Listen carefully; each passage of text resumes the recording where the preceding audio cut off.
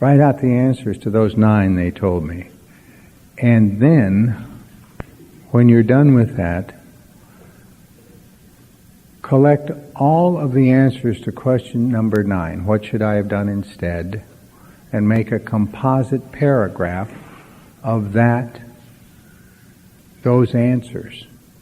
So I had a dozen answers to question number 9 on a dozen pieces of paper, and on yet another piece of paper, I collected all of that material that was in response to question number 9, what should I have done instead, and I made a paragraph out of it. And I went to him.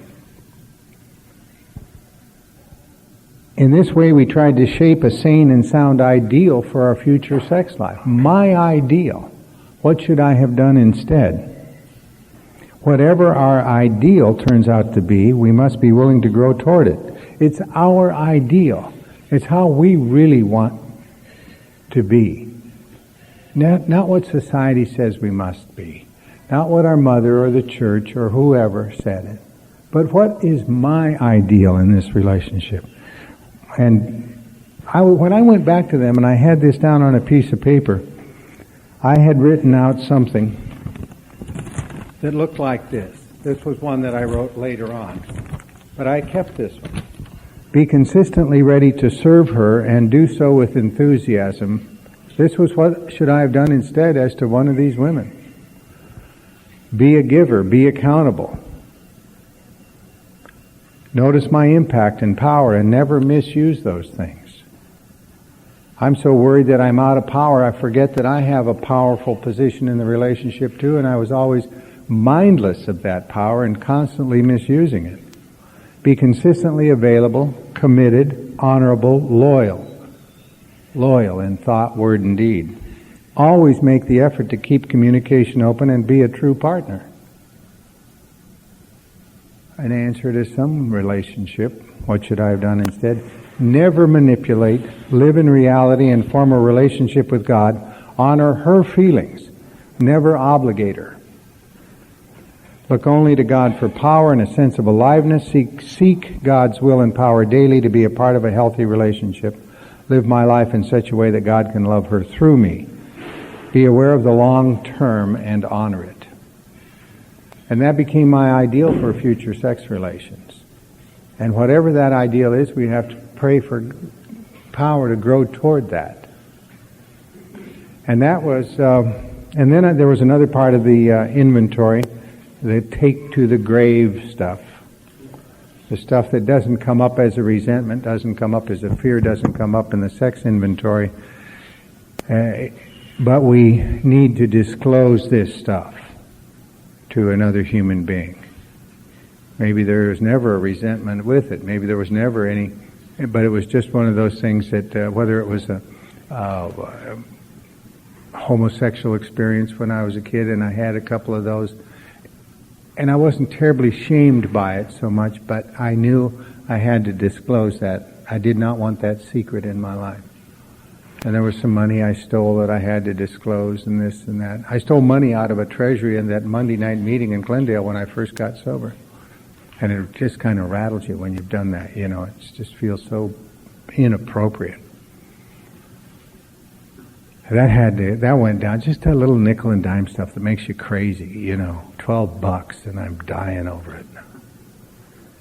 And I want to walk through that arch of free men when I'm done with that inventory. And so I had a take to the grave list. That was part of it. And I'm all done with my inventory. And we meet and we are ready for a long talk. And that takes us to 5. Step 5 is, it is important that we pick the right person. It's very important. We have to know that we're picking somebody that really gets it about what we're doing. And it's not hard to find those people in Alcoholics Anonymous. Not at all. I guess when this book was written, it was somewhat difficult, and they talk about a clergyman and all of that kind of stuff. But it isn't that so much. Not now. Not now. And usually our sponsor, or somebody who's taken us through the steps, is the person that we select. And they know what we're about. And they're honored by our confidence, and they will keep it confident. When I'm with somebody, at the very beginning, we say a prayer and ask for direction and blessing for what we're about to do.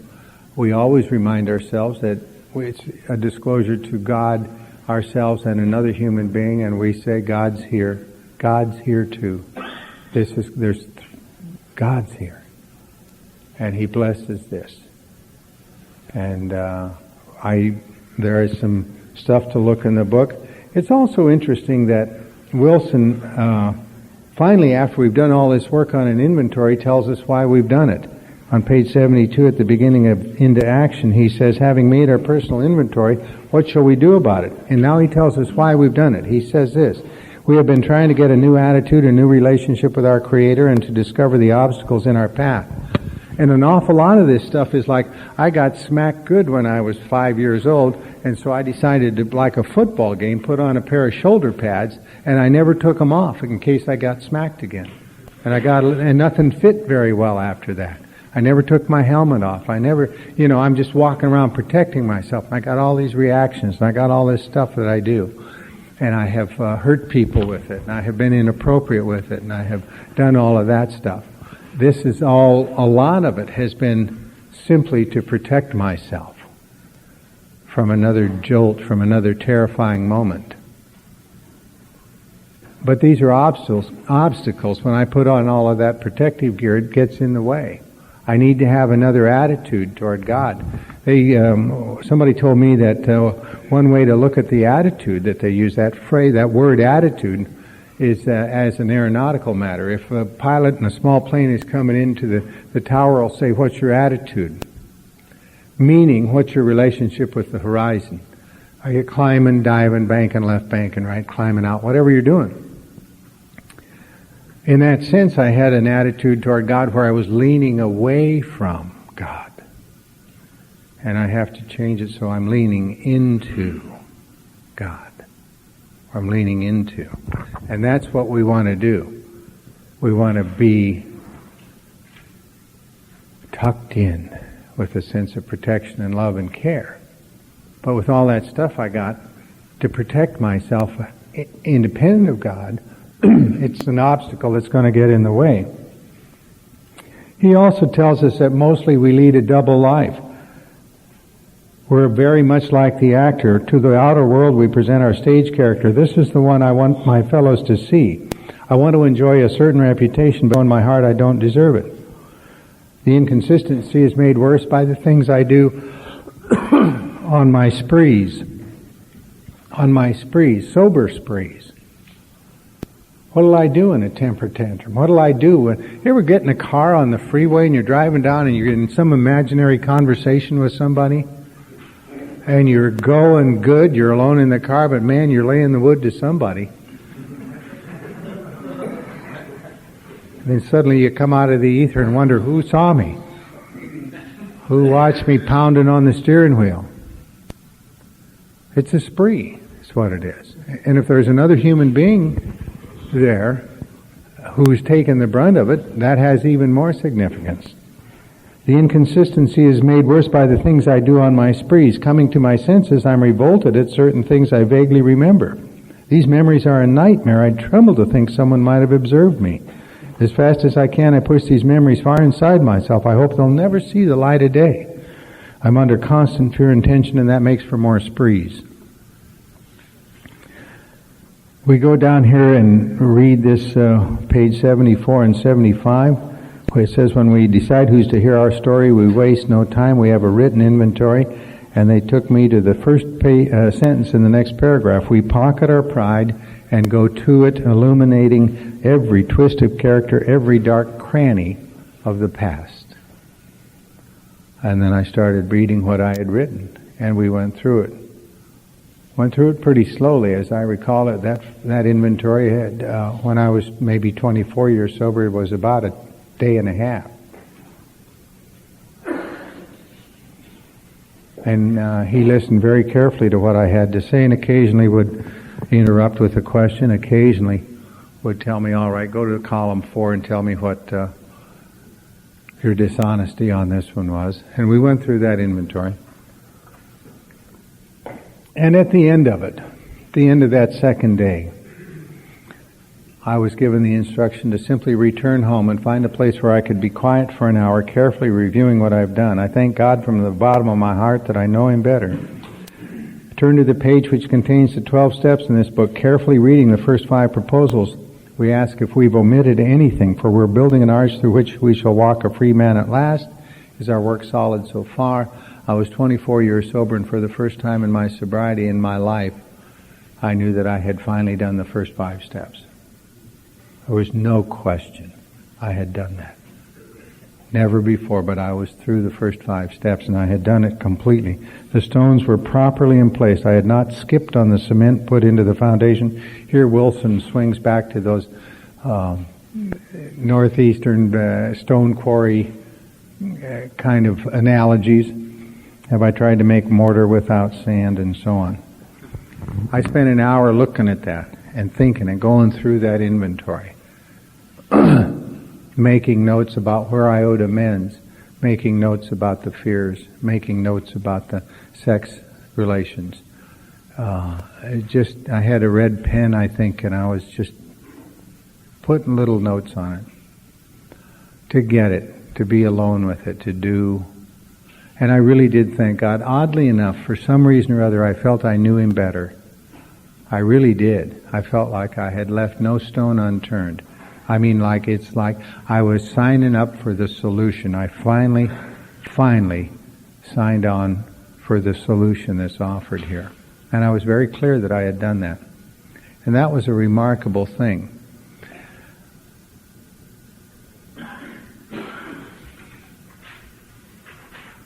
We go to step 6, and for the first time, we're asked to trust our intuitive thought. Because we've asked ourselves some questions here. Is our work solid so far? And then some related questions. At step 6, if we can answer to our satisfaction, then we look at step 6. My satisfaction, for the first time, I'm trusting intuitive thought in this whole process. And step 6 asks me, are you willing to let go of the traits that you find undesirable? That I find undesirable, that I'm done with? Am I willing to let go of the greed and the fear and the lust and the anger and the rage and the control and the image and all of that stuff? Am I ready? They said, go to the 12 and 12 where it talks about the 7 deadly sins and ask yourself if you're ready to get rid of things like sloth. What is sloth? I thought it meant lazy. In the dictionary it doesn't mean that. Sloth is, in the dictionary, the refusal to accept an opportunity for growth.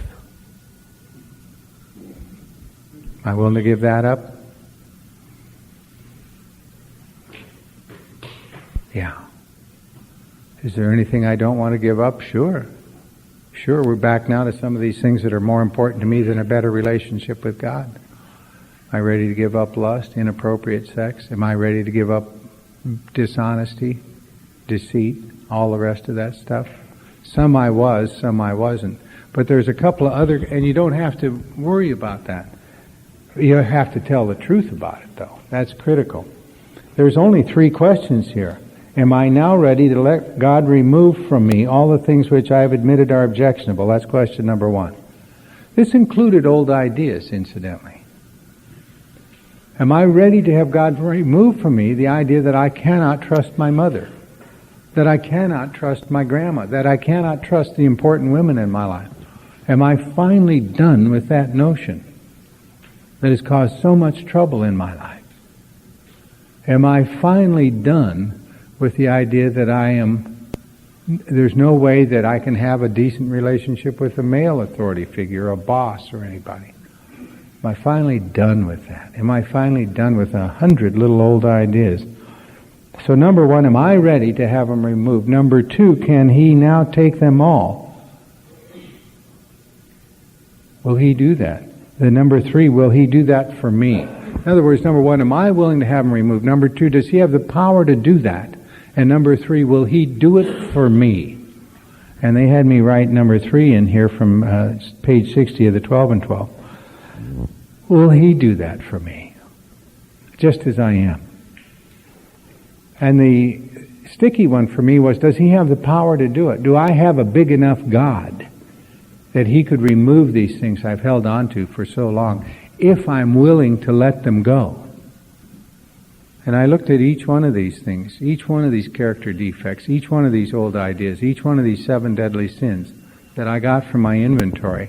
And some of them I was ready to let go of, and some of them I wasn't. And he said, if you're not willing to let them go, we ask God to take us to that state. And the prayer is, please take me to a place where I'm gladly ready to have you remove this defect.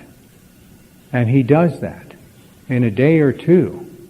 And we want to make sure we are gladly ready. And we go to step 7, and part of the step 7 exercise for me was to do something that replaced the old ideas with what I thought would be more appropriate new ideas. We don't want too many vacuums in there. And here again, I'm approximating what God's will for me would be. Nature abhors a vacuum. In a later inventory,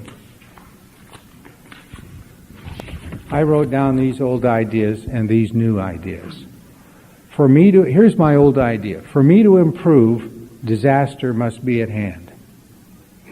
I don't get off the dime until that fire is real close to my rear end. Here's another old idea. This didn't come out in my first inventory like that, but in a second one, maybe even when I went back to be with Don that time. The genetic pool is defective. I'm flawed.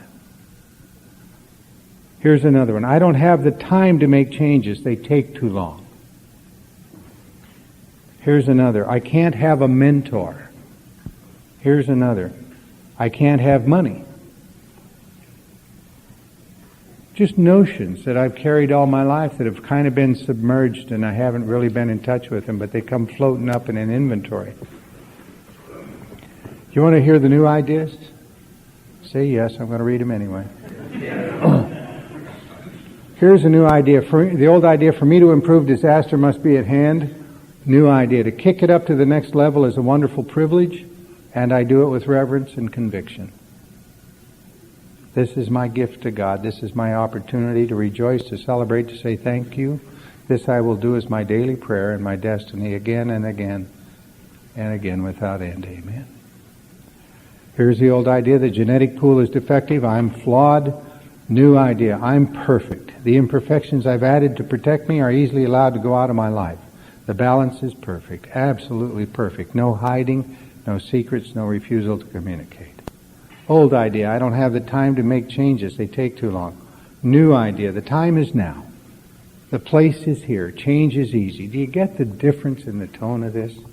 This didn't come from me, really. It didn't come from my mind. It came someplace else. There's plenty of time. Instant change and shift is the way of God and the universe and of me. Old idea, I can't have a mentor. New idea, I can have all the wisdom, men and women, that I can ever need or want easily in my life. That these people are there and will come in, I'll see them and ask, they will offer, they're incredibly valuable. Old idea, I can't have money. New idea, I easily and quickly learn much about money and have great fun accumulating it and handling it with a great and rare wisdom. Now, if God removes those old ideas because I ask Him to, and because He has the power to do that, and because He loves me, something that approximates those new ideas will come in, especially when I prayerfully ask for the new idea, when I write it down, because it's a completely different mind that creates that new idea. That new mind is coming in. That new mind is coming in. And that's the whole point of that drill.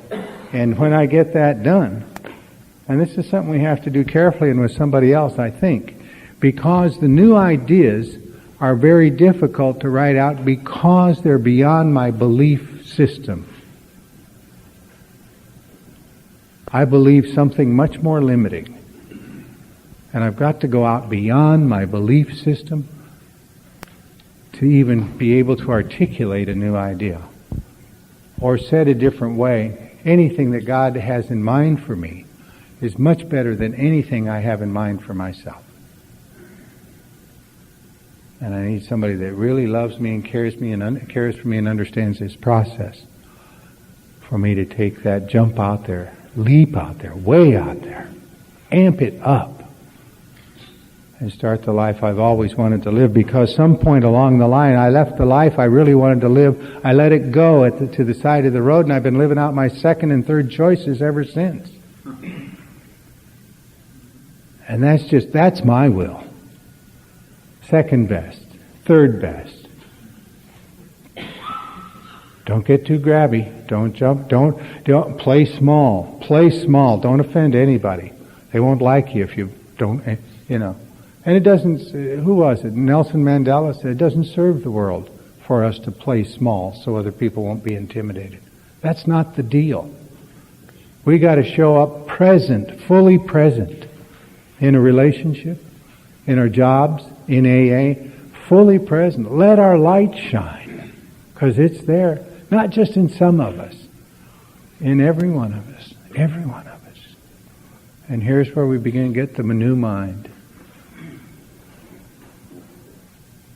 And our old mind doesn't even know it for a while. There's some change in the air, but it doesn't know what. Then suddenly we start acting different. Suddenly people are saying, wow, what's going on with you? And it's an amazing thing. And that's the way it goes. And so that's step 7. And my experience of it was remarkable. And the next time I did it, remarkable. And it gets fine-tuned. But we need a wider, deeper life because of what God wants to bring into our lives. And we scan that inventory for one more thing, and that is for the people we've harmed. We scan that inventory for all of them. And we go to our address book, and we go to our organ, and we go to the group list, and we go to all of these places. This high school yearbook, the college yearbooks, the dental school stuff, if I still have it, this and that and the third thing. Any place there's a list of where I've been participating with other human beings, the Marine Corps, the officer candidate school group I graduated with, all of those people, scan it, because I need to know who's on this list that I have harmed, that I may owe an amends to. And we'll take a break and we'll come back and we'll talk about step 8 and 9 until 9 o'clock, and then you'll have your meeting. And if you want to, about step 8 and 9, we are at a point when we can go through all of the lists and information that we have and make a list of the people that we've harmed. And there is the prayer has remained, let me see the truth, ever since step 4. And we're still in that prayer. This prayer that I put up here on the wall, the set-aside prayer, was good for the first 3 steps. Let me see the truth. I made a list of people I had harmed. And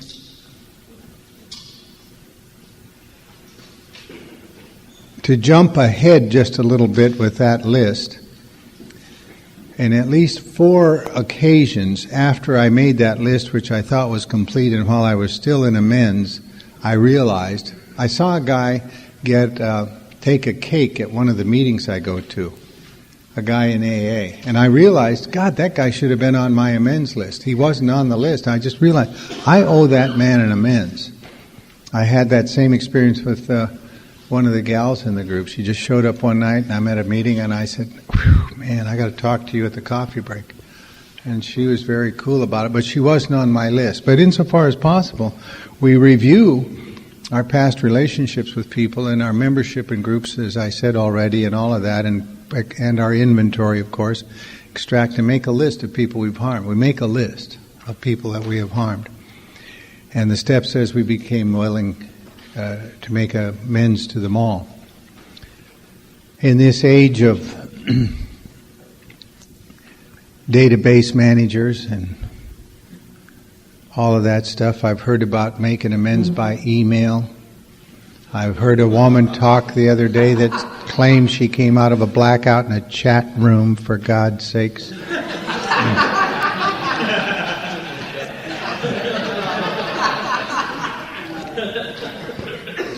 I just report these things. I don't judge. You know. This seems like a paper and pencil exercise to me, and as Joe always likes to say, here's the sound of an amends being made. Can I talk to you? Hello, hi.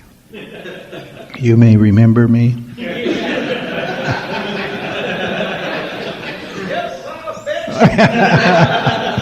You do remember. That's right. They told me to get a set of 3x5 cards. After I'd scanned my inventory for the people that I owed an amends to, that I had harmed, and we're talking about people that I've harmed. And sometimes we get a little bit off on that. We think that everybody we've resented, we should go to and tell them we resented them. That doesn't really help any. We didn't harm them by resenting them. Sometimes it's tempting to go to somebody and say, I've come to make an amends to you because I've been bad-mouthing you all over AA for the last 6 months. That doesn't help either. I mean, that's not kind. It doesn't... Oh, I'm so glad you gave me that information. Thanks. The amends there is something different. It's to start saying good things about that person to whoever you said bad things to about them. But aside from that kind of thing, and where we've made harm, where we've harmed people and we have a direct amends to make, we have a list of names. They said get some 3x5 cards, one for each one of those names, and transfer those names to the card. In the upper left-hand corner, put the person's name and phone number, or name and address.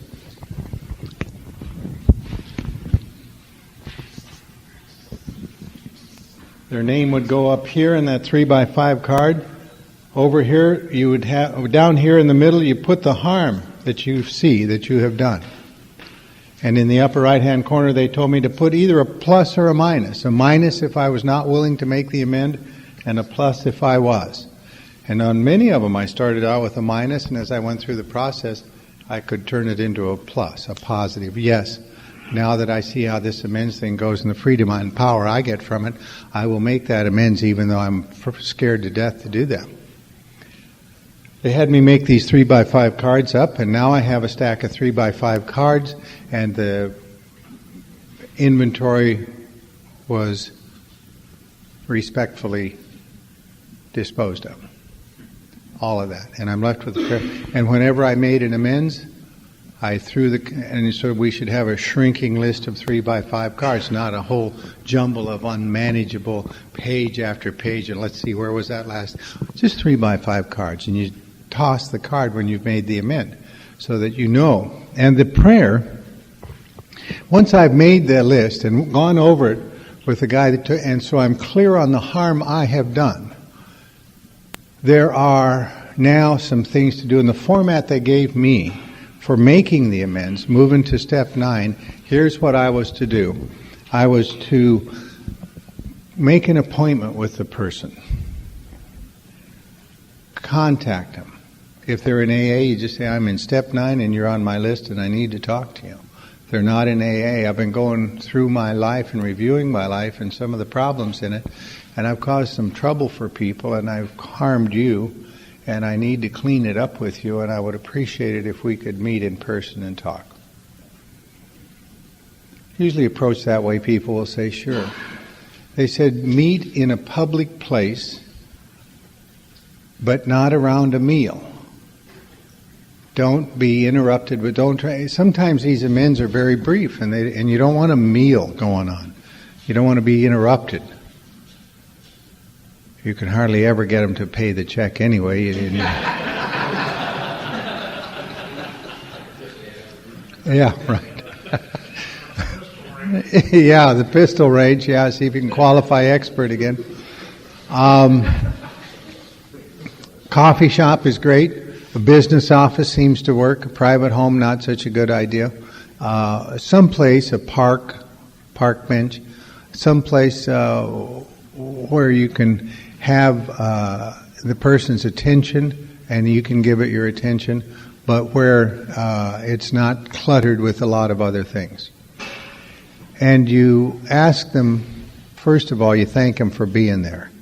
Number 1, I'm here to clean it up with you and I really appreciate you meeting me. This is eyeball to eyeball. And the second thing is you tell them the harm as you see it. And the third thing is you ask them if there's any harm that they can think of that you haven't mentioned. And you listen, and sometimes they have a lot to say in response to that question. And the next thing is you say, do you need to tell me how any of that made you feel? And the next thing is you say, what can I do to set this right? And we listen very carefully to that. And I know when Don was here, he spoke to you about how important it is to listen to what they tell you that you can do to set it right and to do that. I know he told you about how his mother said, well, I just want you to be happy. And he took that as marching orders. And we must take these things as marching orders. This is serious stuff. And now he goes by to see his mother every week and he's happy. He's happy. He lets her know that he's happy because she expressed that wish. Sometimes people say, I just want you to stay in my life. Where did you go? And we must do that. Sometimes people say, there's nothing that you can do. And believe them when they say that. It's all right to believe that. And you let it go. The deal is done. It's a intuitive thing, the timing of an amends. There's a stack of cards. We want to absolutely shift our prayer so that every morning I got on my desk those 3x5 cards, and the prayer is, take me to my next amends and give me the power to make it. We don't want to have done all of this work, run out of power, and start over at step one. We do not want to do that. We've got the momentum, we've tapped into the power, we had the power to make the step 8 list. We have asked God if we're willing to make amends, and we take those that we are willing to do, and we start in. Start in with the easy ones. Why not? Start in with somebody I'll see at the meeting tonight. Can I see you after the meeting for just a few minutes? You know, a couple of months ago I was really rude to you when I said, whatever I said, say it again. Let them know exactly what you're talking about. And they will know. And you know, I don't know how many times I thought, they won't remember that. They remember. They remember. They remember, and when you say specifically what they've had on their mind, they know you mean business. They know you're there. And they know you're not. And sometimes a lot of people in AA, no one has ever made amends to them. And of course, no one has ever made amends to most of the people that are not in AA. But it's our absolute opportunity to do that. It's our absolute opportunity to clean it up, to be at peace with our fellow man, to really go to these people. I was married twice when I was drinking and twice after I got sober. And I had relationships all around that and in that and in between. And I'm married now for the 5th time to a lady named Linda, and we've been married coming up 3 years.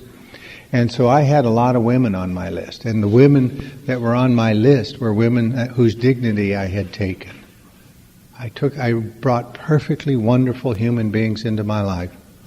Decided I couldn't trust them because of that old idea, and discarded them, and broke the vows of the marriage, and broke their hearts, and broke promises, took their dignity away. And the enormity of that was very much on my mind when I finally was at this point in the inventory. And I knew I had to clean that up. I knew I had to clean that up. Yes, sir. I was just wondering, when you go to those people, and you give them amends, and they say, I just want you to be in my life, which exercise those extra relationships. Well, you're not prepared to do that. So how do you think you brought that up as an example? Yeah, but parents and brothers and sisters want you to be in their lives. Ex-wives, I have not been burdened with an ex-wife. It really hasn't come up, and I think it's a good question, and I think I would have to say, one woman did. Betty, I was married to for 8 or 9 years in AA. And she said, "You are not the arrogant son of a bitch I was married to, and what I want you to do is to show me how you got where you are now." And I was single, and for some months we would meet and begin the process of going through the steps. And then she lost interest in it. She really was more interested in getting back with me. And I guess because it wasn't about the steps, she kind of lost interest in that process. And she could see I was all fired up about it, but she didn't want to do it. But she said that, but that's the only one that I had been married to that's ever said that. And you're right. I do not want I don't want to try to be in a relationship with Linda and have something, no matter how innocent it might look, going on with a former girlfriend or lover or wife. That is bad news in a marriage. And there's just no way we can paint that makes it look good to the current lady. No way.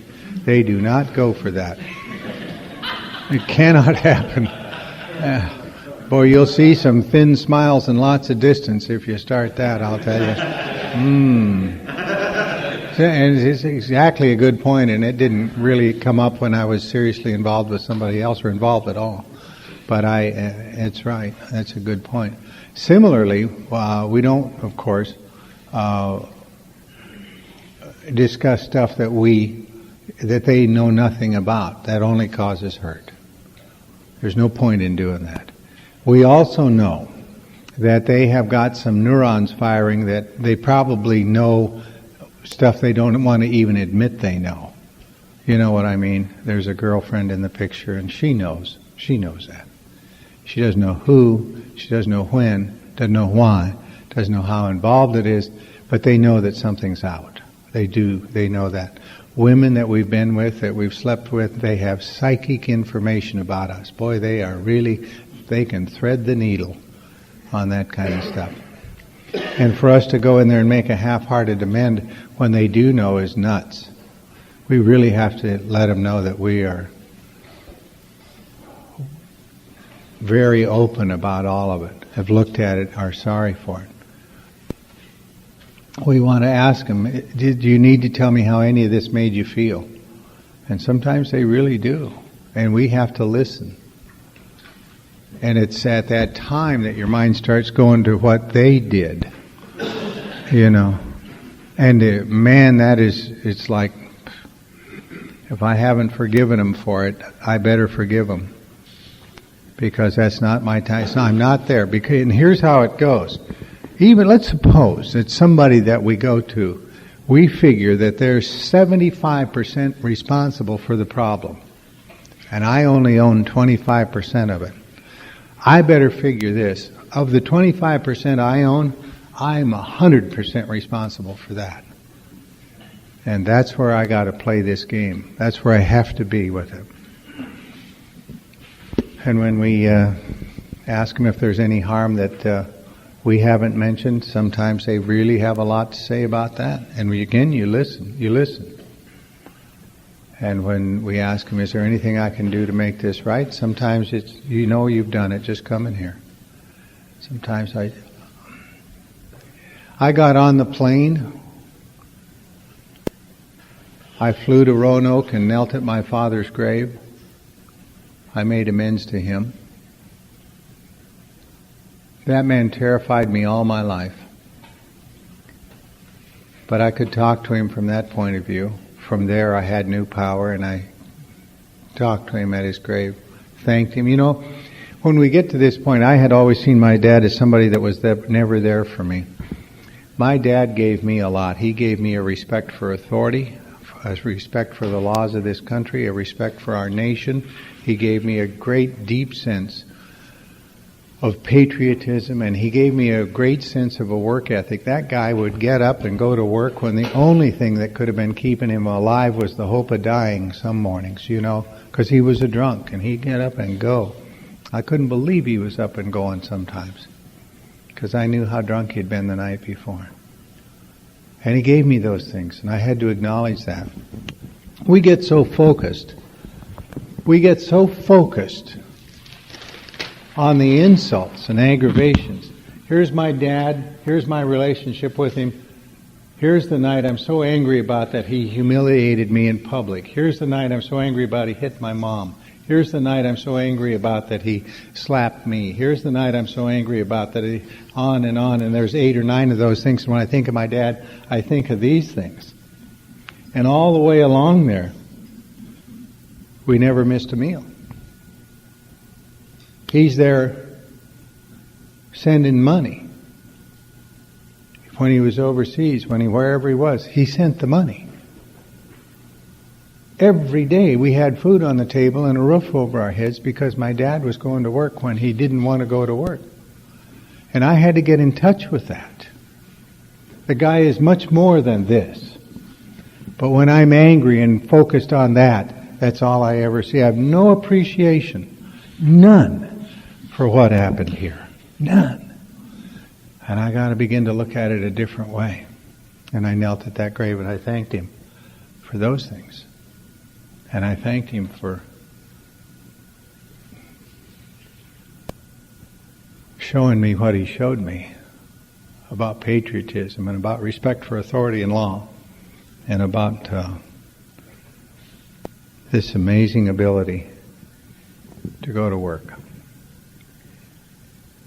And I told him how sorry I was that I had lied to him, that I couldn't get on board the program with him because I was so afraid of him and so much into lying and defending and everything. And I flew to Denver and met with my sister and her husband. I talked a little bit about that earlier. What a shock it was to walk into that home. He had 3 kids, she had 2, and they had 1 between them. So this is like 3 black kids, 2 white kids, and a kid that they had between them. A colorblind home. It was the most amazing thing to see them all loving one another. That kid I told you about that teaches English in high school, do you know where he teaches? Tokyo. He teaches Japanese kids English. I mean, these are gifted contributors. This is a man that fell in love with my sister and married her because he loved her, and she married him because she loved him. And they had done something I'd never done. They had 25 years of marriage at a time in Denver when it was not easy to be involved in an interracial marriage. A lot of pressures. And they stood there and they hung in. And I flew out of Denver with a new hero, I'll tell you that. God, my little sister, that little snot. What an amazing woman she's come out to be. She had her master's. She's doing stuff I couldn't do. And I'm looking down at her. Isn't that crazy? I flew to Portland. I met Carl at the airport in Portland. Made amends to him. I asked him, what do you want me to do to clean this up? He said, stay in my life. Stay in my life. And he asked me, and I said, I want you to, you really want to know what I want you to do? He said, yeah. I said, take the steps. Do this. Do this. But it was a healing, the beginning of a healing between he and I. I went to Seattle where my oldest son is with his wife and 2 children. And I sat with him. I said, I'm so sorry. I wasn't there for you. And his mother divorced me and remarried, and he was raised by a guy he never liked. And he had some tough times and tough ways to go. But he's a good kid. He's really a good kid, and he's a good husband, and he's a good father. And I didn't have anything to do with it. But he's a sweet guy. And I had to clean it up with him and with his wife. Because it splashed on her too. Splashed on her. I had to go to Tacoma where my middle son is with his wife and 2 kids. And the same process. He had an easier time because he really considered his mother's second husband as his father, and he bonded with that guy. Mark was a little too old to do that, but Todd was of an age to be able to do it. But I made amends to him and to his wife. And I went down to Orange County where my youngest son is and made amends to him. He's the one I'm closest to. He's the one after sobriety I paid the child support to every month. He's the one whose mother grabbed him and moved him back to Oregon. And I'm so mad I'm not going to do anything. And thank God Clancy told me, pay the child support. You may never see him again. Send the check. Send the check. He's a funny guy. You know, sometimes you go to a sponsor and you think you got a problem they're not going to bother you much about. I go to him, I say, I got a problem. He says, what is that? I got like maybe 2 years. I said, my problem is I hate my ex-wife. And I figured, well, what's he going to do with that? But I think I owed him a problem, you know, because he's my sponsor. And so I said, I hate my ex-wife, and he said, you want to do something about that? I thought, uh-oh. I said, sure. I wouldn't have bothered you with it otherwise, right? He said, if you want to change how you feel about somebody, you got to change how you treat them. I said, okay, thanks. See ya. He said, how's the child support going? I said, I'm going to get to that. He said, you're going to get to it immediately, or you're going to get another sponsor. He told me exactly what to do. In those days, I didn't have a checking account, but I could get money orders. He said, you get the money order on payday. You have the envelope there. Don't take it over and give it to her in person. And so I began to do that.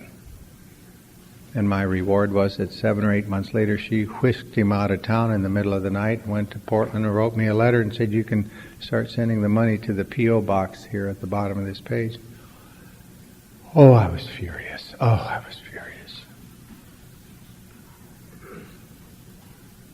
I knew Clancy would let me off the hook about that child. He said, no, just send it. And I'm so glad I did, because I earned the right to be close to that boy. I didn't see him again till he was 16. And we have a wonderful relationship today. He's really the apple of my eye, but I had to go down and make amends to him for all the uproar in the home. I had to go to my... his mother was my second wife. I'd gone to my first wife, who was up in Seattle. I said, you know, I always loved you. I just couldn't say no to booze. She said, I wondered what happened, because I was always in love with you, and I didn't know you were alcoholic. I was in dental school, and we were married, and her dad was helping us out. And I'm drunk, and I'm goofy. And we talked at length one night in her place up in Seattle with her husband in the other room. And we came to peace. And it had been a long time, because I was something like 23 when we divorced, and now I'm 54. I went to the wives and the girlfriends, and I sat down with the guy that was the one that gave me my first job in the law when I was going to law school. He gave me a job as a clerk in his office. And he hired me as a lawyer in that office after I passed the bar. So I worked for him for 4 years altogether. And then he hired somebody else that looked to me like they were brighter and willing to work harder than I was, and I wasn't going to be the apple of his eye and the star and the rising star in the firm. And I got afraid and I left. And he said, you're quitting? Where are you going? And I already had a job, and I lied and told him it was about money. And I took off. And I had to go back and visit him. I'd say, John, you gave me an opportunity that was precious to me. An opportunity that few guys in Los Angeles could grab at that time. And I left you abruptly and with a lie about the money, when I was really afraid that this other guy you'd hired was going to be your favorite, and I wasn't going to be your favorite. And I didn't know how to deal with that. And I left you. I was angry and inappropriate, and I'm so sorry. It brought tears to my eyes. He got up from behind his desk and came around and gave me a hug. I said, what can I do to make this right? He said, stay in my life. I said, okay, what would that look like? He said, come have lunch with me. Come every month and have lunch with me. And I began to do that. I didn't have time to do that. From my point of view, you know, Go have lunch.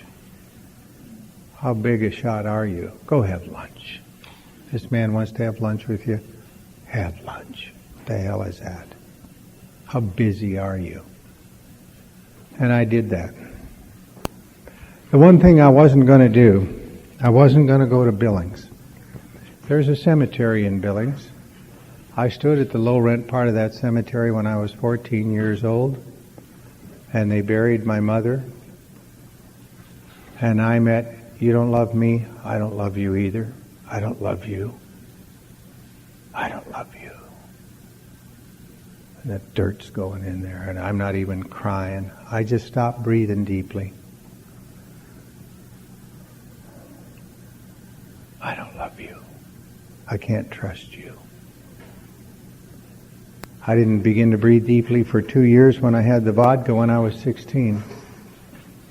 And I always carried that hatred and that anger and that uproar in my heart.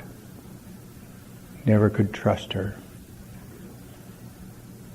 She lied to me. I wandered in that wilderness for 40 years. I was 14 when I stood at her grave. And now I'm 54. The previous year they'd asked me to come up to Billings to speak, and I didn't have time to go. I'm too busy. Now this year they asked me to speak, the year that I went up, and I'm under new management. Somehow I got time. I did not want to go.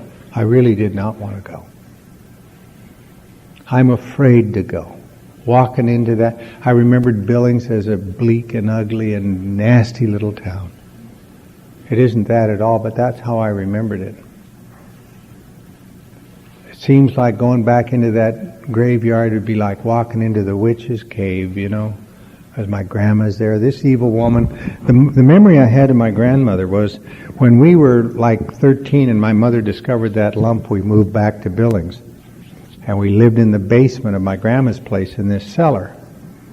The 4 kids, and my grandma took my mother upstairs to nurse her, and my mom went in the hospital and came back and went in and came back, and we were not allowed to go upstairs to see my mom.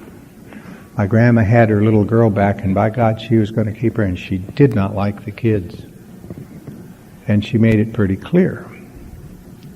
And one day in the spring of 1951, she opened that cellar door and she yelled down there. She said, "Your mother died last night. Are you going to go to school or not?" We went, wow. Wow. And I stood at that grave and said,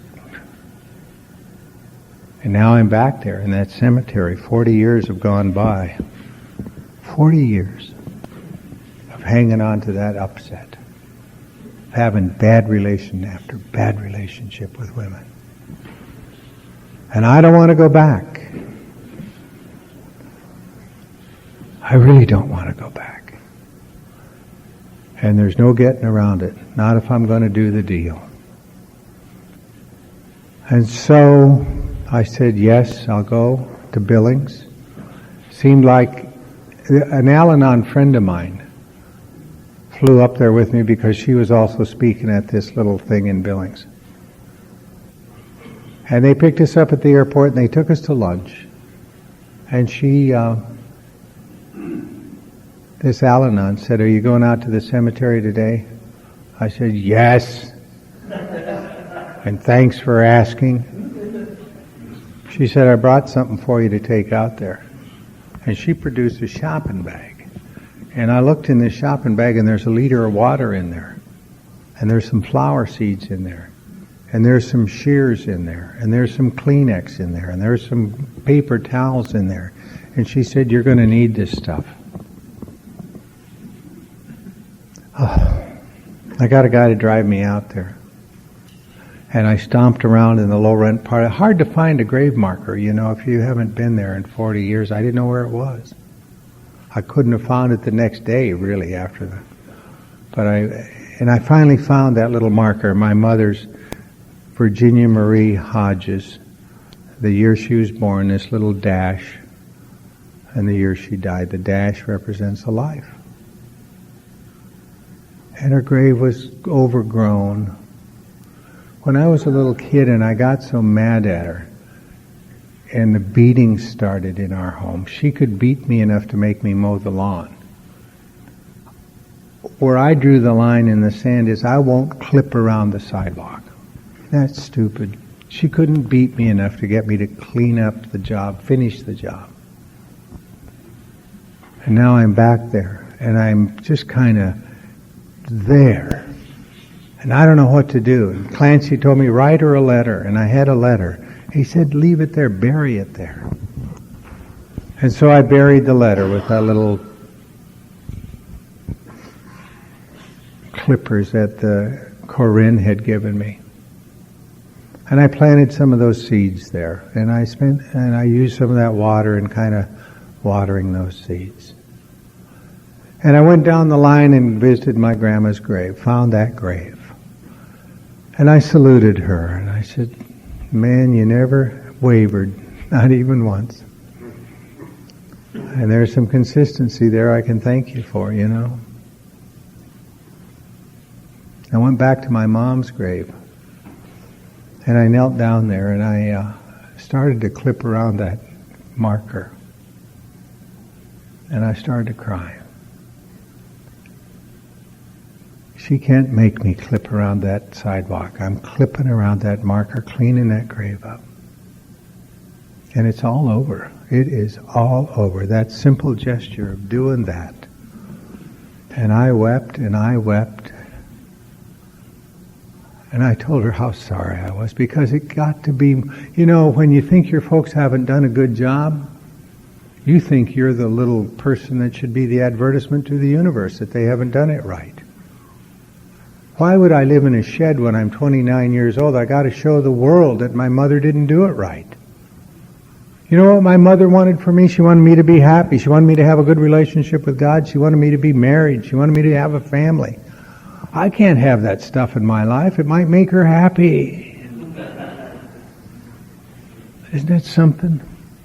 It's like taking a sword and poking it into somebody, but driving it through yourself first. It's nuts. And before she died, I was hell-bent on embarrassing her. I wouldn't do a thing she said until she beat me into it. And she was determined to beat me into it. And sometimes she did and sometimes not. But I went to school day after day with big welts on me from that cord from the iron as she would lash it into me. She was angry. And I was making her angrier. So we had an awful time. And I'm kneeling at that grave and I'm clipping around that grave marker and I got it. She always loved me. Day never came I couldn't trust my mom. She worked so hard to be with us. This is a woman that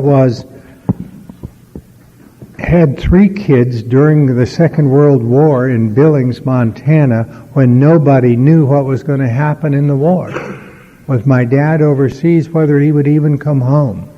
This was a terrified, unsophisticated woman. And I'm giving her a bad time. And she doesn't know what to do with me. And today they'd get a kid into some kind of counseling or something, you know. She would have gone. In those days it was just go to church. Go to the Church of the Air, and everything was around the religion. She did a superb job. Given all that was going on, she was exemplary, and I was the one that was always causing trouble, and I got it. And I thought I would be done with my tears, and I would get up and head back. That guy's over there waiting for me in the car. He'd turn it on, and then I'd have to go back. The tears would start, and he'd turn it off. I did that 4 times. He'd turn it on, turn it on. And I'd go back and I'd kneel down. I never wept all my tears until that day. I never have in my life wept all my tears. And that day I wept all my tears, all of them. And I got that how much I adored my mother. How I adored her. how it saddened me so much to have lost her, to have pushed her away in that cruel and angry way, to have been such a nasty kid. And I thought I was so put upon. And Carl and I were just known to be trouble. It was a funny thing, when I was about maybe 25 years ago, a guy came up to me at a meeting, a guy named Clint. He said, "You mentioned Billings. Did you grow up in Billings?" I said, "Yeah." He said, "Did you live over there on Yellowstone Avenue?" I said, "I did." He said, "Were you at Broadwater Grade School?" I said, "Yeah." He said, "You don't have a twin brother, do you?" I said, "Yeah." He said, "My dad told me to never play with you two guys."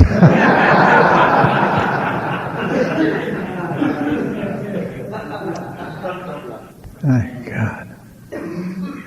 And I left that cemetery that day with the whole thing resolved. A miracle of healing.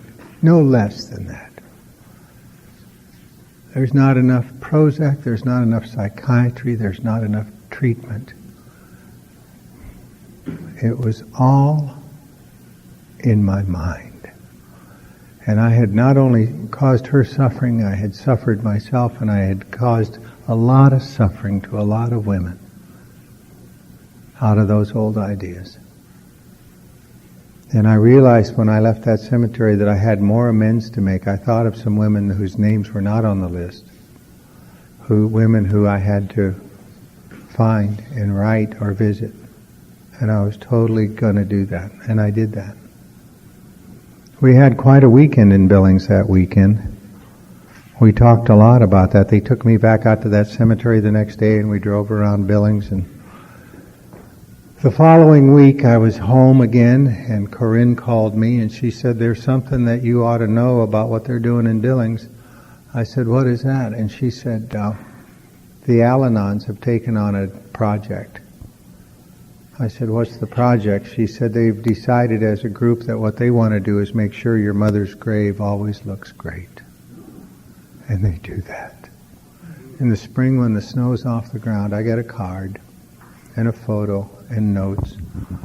I felt closer to my mom being at your mother's grave today. AA's, Al-Anons, go out there. That is a lot of love, you know that? That's a lot of love. And it's mindless stuff in a sense. You know, there's no rational basis for that. It's drive-by stuff. And they were loving me. And I got that. And I go up there and I see these people from Billings around, and it's just an amazing thing. And I came back and I knew that I was going to finish up those amends. And I sat in a meeting one night, and a guy took a cake, and I realized I owed him an amends. And I asked him for his number and met with him later. This is a big meeting down there, and so you don't see everybody every week. And he came by to take a cake, and they let him take a cake, and he was, and today he and I are close. He and I, he's going through the stuff with me. It's quite amazing. On Saturday and Sunday when I'm in town, I, in the morning at my office, have guys come over. We don't do a workshop like some of you are doing, but we do, I started a meeting on Thursday night, a stag meeting, where we can sit, the guys that are just doing this, and talk about these remarkable things and these steps. Guys that are 15 and 16 years sober come and say, "Show me what I'm dying. I'm dying. Been sober for 16 years and I'm dying. Show me." And we sit in this remarkable meeting on Thursday night. Gary sits there with me. 50 of us. Half the time we're bawling about some damn miracle or other, some silly little miracle in our lives. And these guys come over on Saturday morning, Sunday morning in my office, and we go through the deal, and I get a front row seat to the transformative experience in another human's life. And these guys go out and do the amends. One of these guys is a general contractor. And he's been a remarkable guy, and he's been sober 25 years now. But before he started this process, he had some problems with these jobs. And he had a lot of amends to make, just like I did. And he went out, and he went to every one of these places that had ended in a bad deal. Not just the women, not just the partners, not just the people that we ordinarily have trouble with, but these people. And he knocked on doors and said, you know, when I did that remodel on your house, I didn't do it right. They said, yeah, we know. What can I do to set it right? I'm here to clean that up. You can start by fixing the holes in the roof. How about that? Leaks there. For a year and a half, this man spent about half of his time cleaning that up at no charge. I'm going to do this 120% because I'm late in getting it done. And he did that. He did that. And you can imagine now his business is just thriving. He's a very busy guy and making a very nice living. And married to a lady he's crazy about. And he's just like me. He had a lot of marriages, a lot of screwing around, a lot of infidelity. And he's at peace. And his business thrives.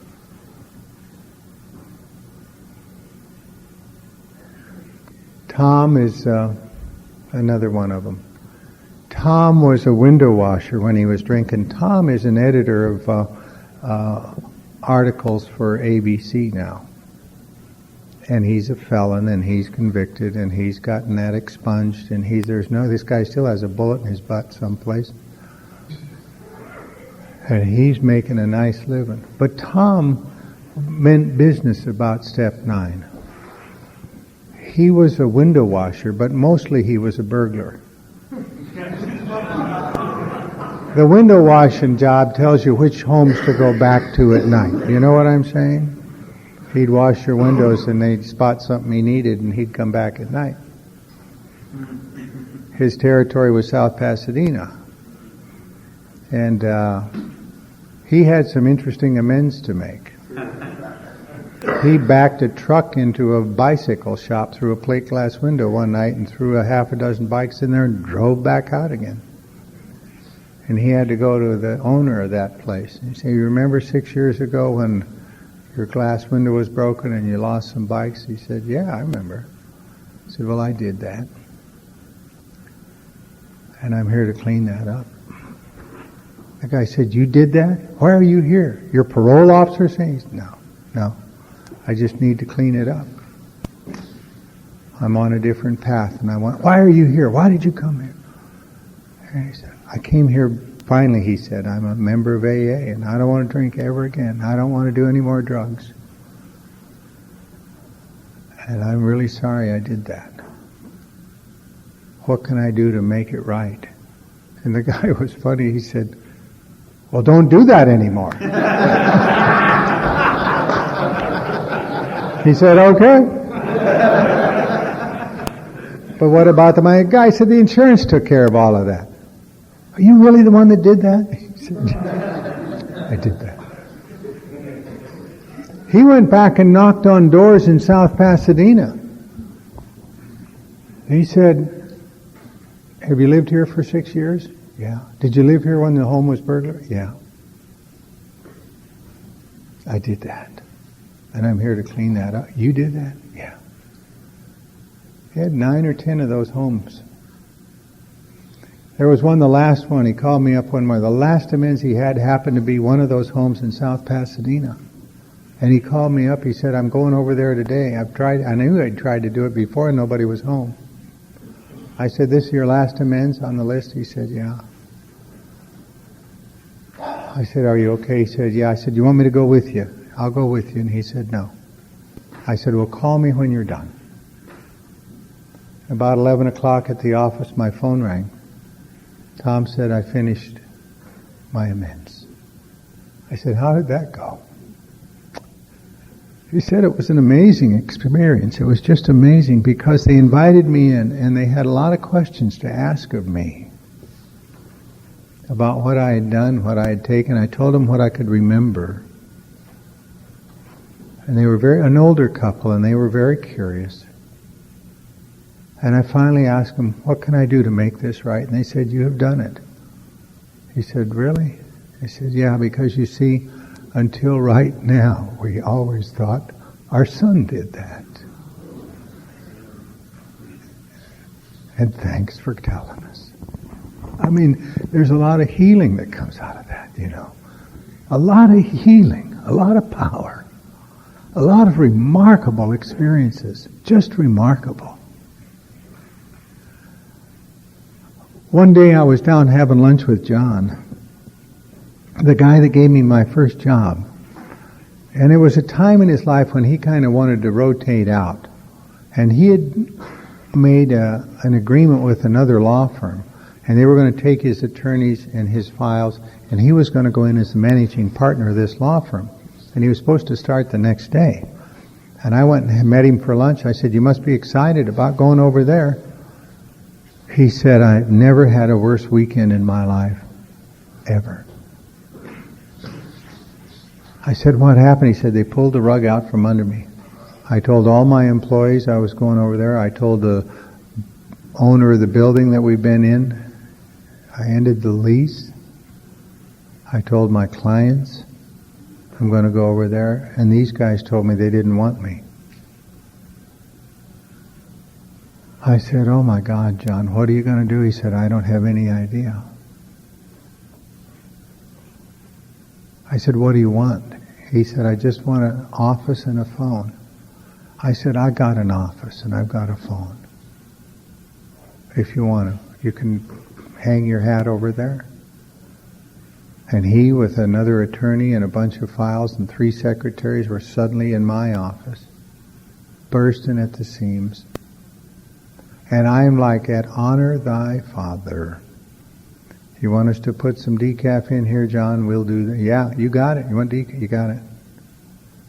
We moved to bigger quarters. We didn't have room for all that. I didn't want to expand like that. We moved. You want a bigger office? You got it. New furniture? You got it. What can I do for you? Here. Give him honor. Give him respect. He's a valuable and remarkable human being, and he's still with me. And this guy got on the phone. He's been in business for 40 years doing the same kind of work I do. He has contacts all over the country, and he decided that he had a little point to prove about these people that didn't want him. And he got on the phone and he started bringing in business. And we are smoking. Man, I can't believe what he can do. He's in there.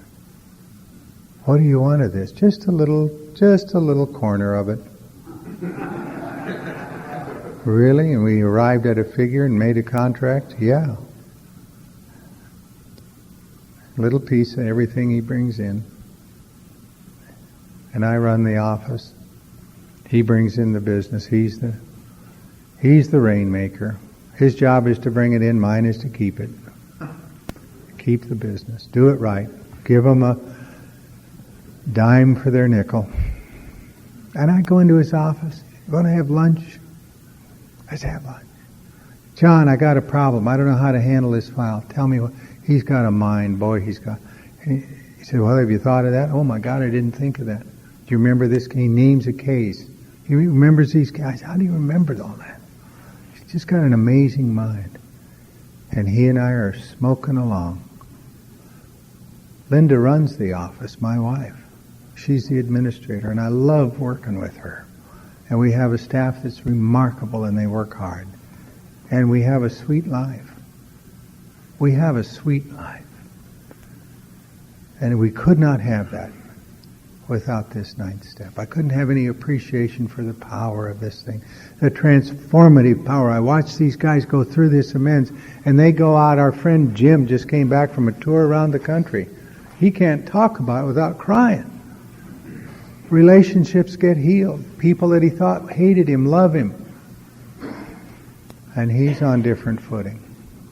These amends are not, it takes all the power you can get from the first 8 steps to go out there and knock on doors.